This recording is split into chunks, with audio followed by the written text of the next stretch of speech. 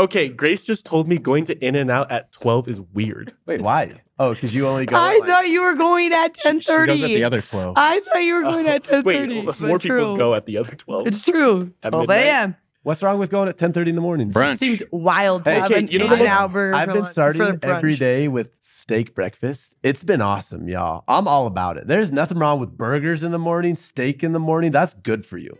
That's why breakfast burrito is the best breakfast of all time. Chorizo breakfast burrito.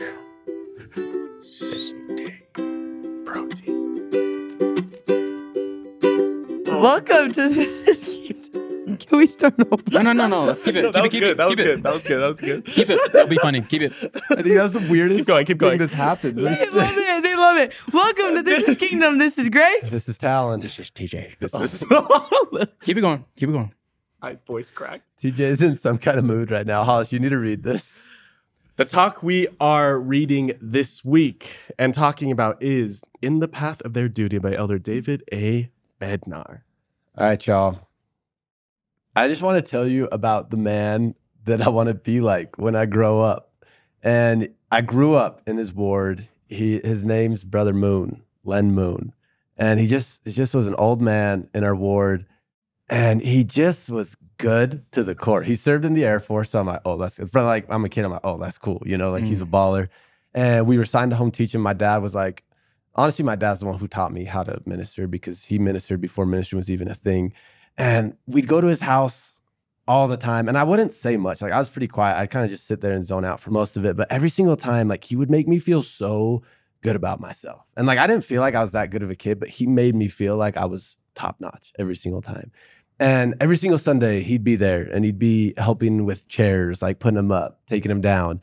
He served like 2 or 3 missions with his wife. Like that was just like his life. They just like serve missions. And he lived in a 65 plus community where it's just like all elderly people in that neighborhood.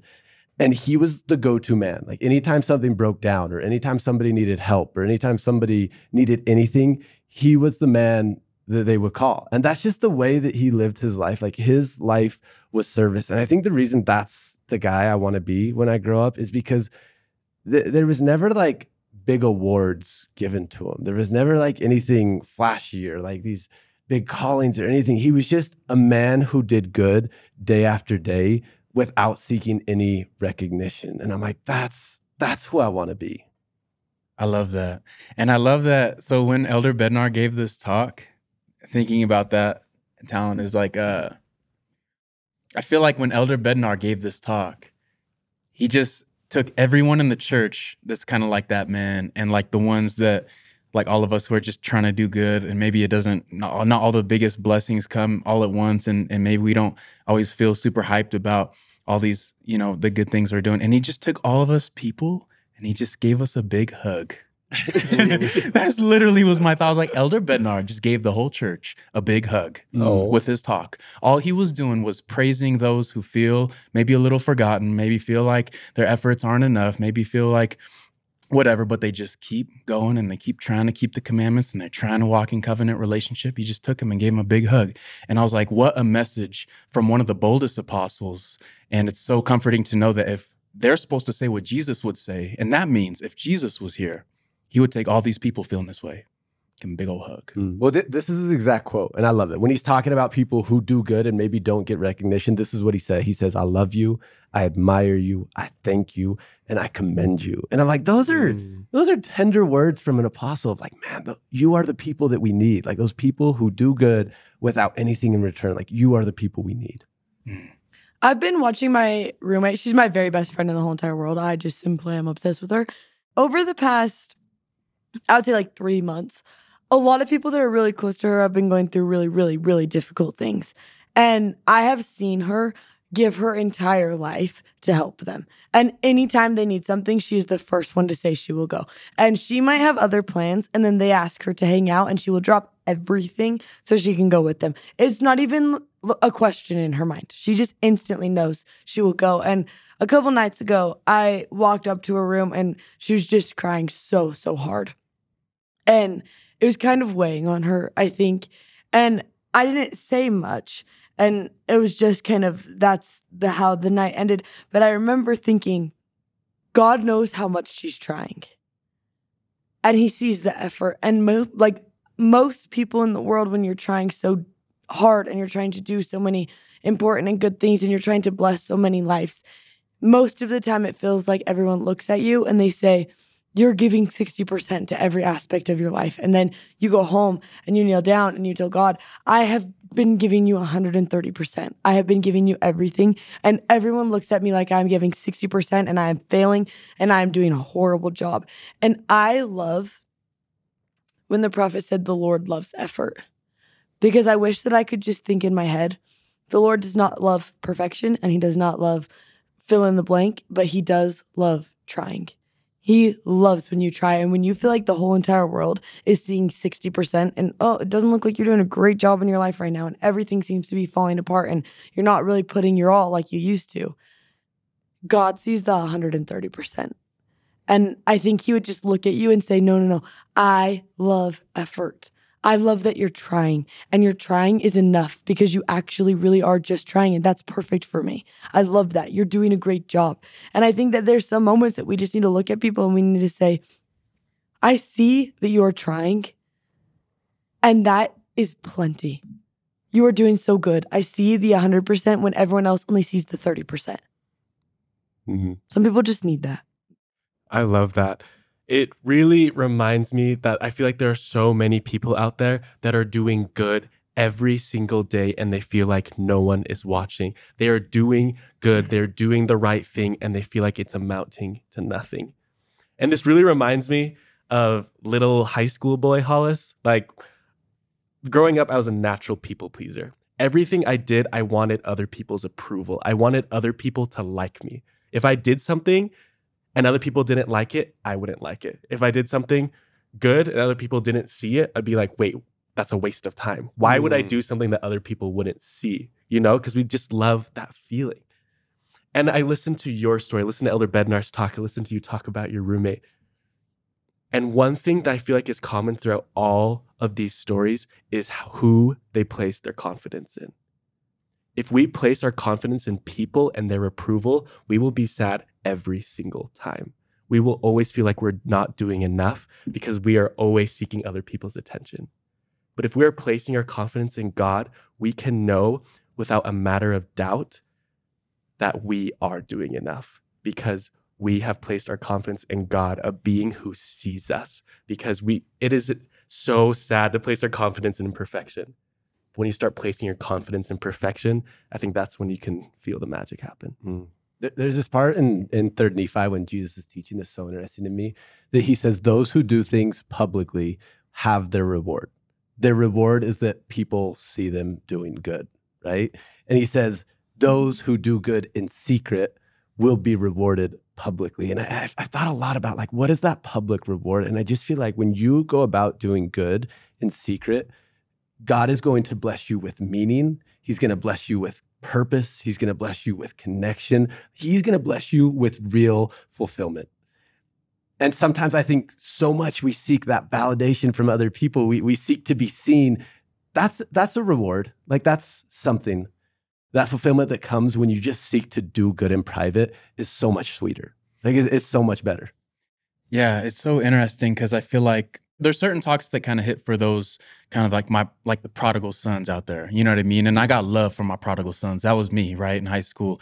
This talk I love is so good for people more like my wife, Lo, because she was just good, like growing up, you know? And she struggled more with the consequence of being so good, right? People pointing at kind of like the great and spacious building, like pointing and wanting to shame, you know, doing those good things. And I just got to say, like, I got so much love for the youth and for everyone who's sitting here listening to this, who are just being good and doing good. And maybe you feel like your efforts aren't enough, kind of like what we're talking about. And I'm just thinking of I got these boys, these baseball boys. I got so much love for them because they've kind of, you know, because when you're in high school and you're an athlete, it's easy to want to go and do those crazy, fun, dumb things. And I'm sure they've done some of that, but I just love that they have this little group that they take to the temple together, and they're all just getting their mission calls right now. And it just makes me so happy. And I just have to say, man, we, like those of you sitting there who are just being good and doing good, man, we praise you, you know, and we love you, and keep going. Keep doing it. Things are not, your time and your effort and your discipleship is not wasted. There's not some fun, crazy thing out there that is going to fulfill you more than this lifestyle that you've been doing. It's funny you brought up low, because I was just thinking of like Dre, and I remember this one time we were taking flowers from someone. I'm like, oh yeah, let's knock on the door, give them the flowers. And she's like, nah, like I'd rather just give them the flowers, write a little note, not tell them who it's from, and I just want them to know they're loved. Like that's it. And I like was so inspired by that, because none of it was about her being seen. None of it was about her getting recognition. She's like, I want that person to feel loved, period. I had this experience that my parents were moving, and I was already moved out of the house, and I went back to help them move. And I'm like, oh, I'm like the strong one in the family. I'm like, I'll move the dressers, I'll move the fridge, I'll move the washers. Like I'm ready to do the heavy lifting. And I get there, I'm like, Mom, what do you want me to do? And she's like, can you fold the socks? And I was like, I didn't come to fold the socks. Like I came to do the heavy lifting. And she's like, well, listen, the job we need done right now is for the socks to be folded. Like that's the next step. And if you want to do that, that would be great.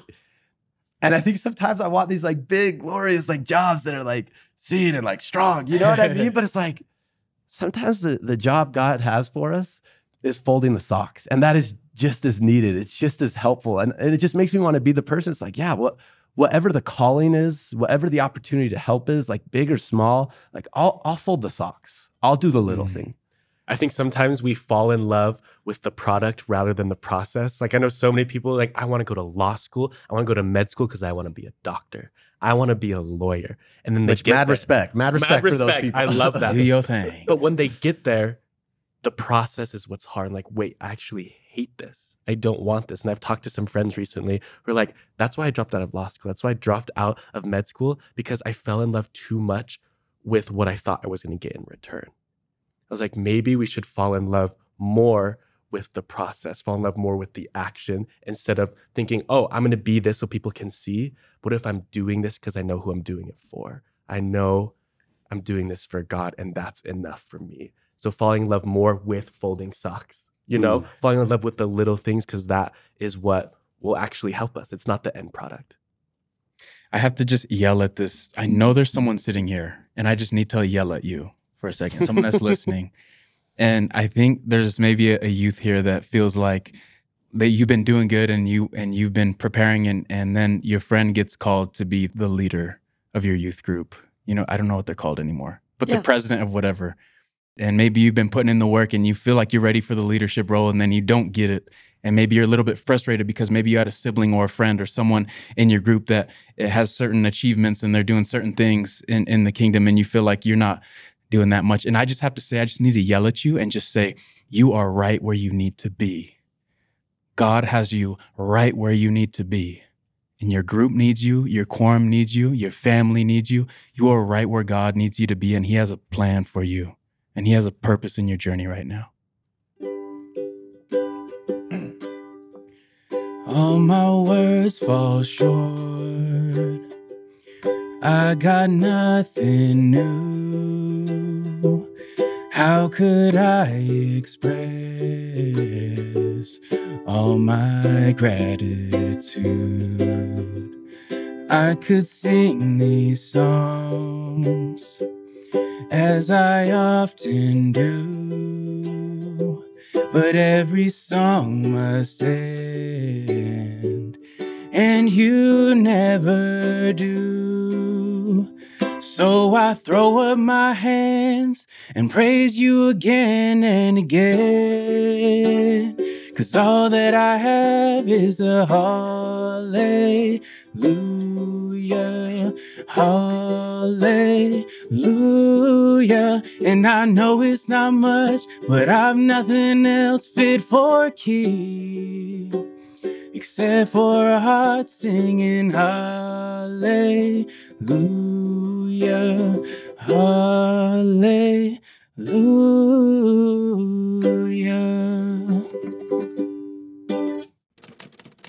See you next week.